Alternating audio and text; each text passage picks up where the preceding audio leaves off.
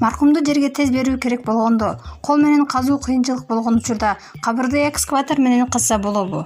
Бул суроого карата экс-муфтий Чубак Жалиловдун жообу социалдык тармактагы баракчасына жарыялады. Албетте болот. Казуу кандай гана жол болбосун, кабыр казылган болсо эле эсеп. Ошондуктан убакыт тартыш болгон күндөрү деле, тартыш эмес күндөрү деле экскаватор же болбосо ошол сыяктуу атайын техникаларды колдонууга шарият уруксат берет.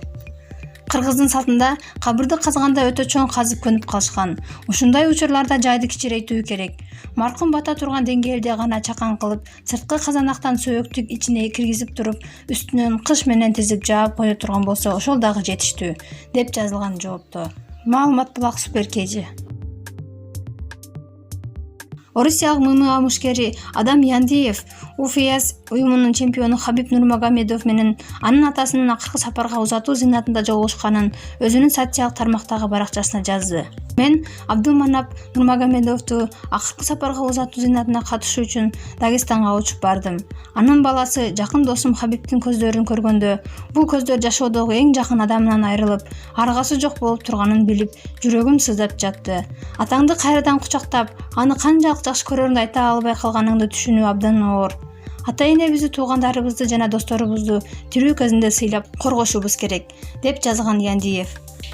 Орусиянын эмгек сиңирген машыктыруучусу Хабиб Нурмагомедовдун атасы Абдулманап Нурмагомедов 3-июлда Москвадагы ооруканалардын биринде коронавирустан каза болгон.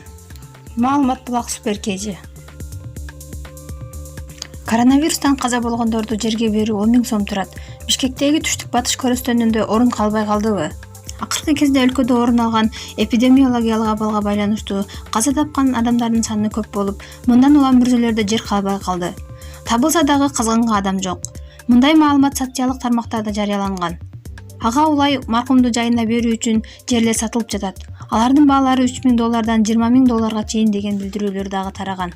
Суперкейжи пардалы маалыматты тактоо үчүн мэриянын астындагы Бишкек шаардык аза кызматтары агенттигинин жетекчиси Аскарбек Алиевке байланышканыбызда, Бишкектеги түштүк батыш көрүстөнүндө чындыгында эле орун калбай калганын билдирди. Бул жайда жердин жок болушу эпидемияга деле байланыштуу эмес.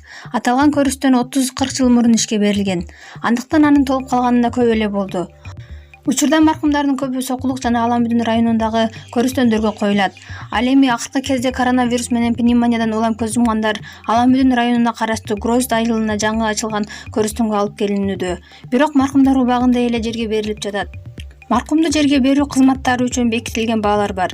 Мисалга алсак, коронавирустан көз жумгандарды жайга берүүдө 10 000 сом керектелет. Себеби мындай учурда сөөктү коюуда кошумча коопсуздук чаралары каралган.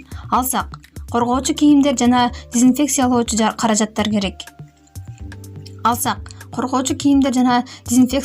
каражаттар керек. Маркумдарды ташып келгендерге, жер казгандарга адаттан көбүрөөк акча берилет.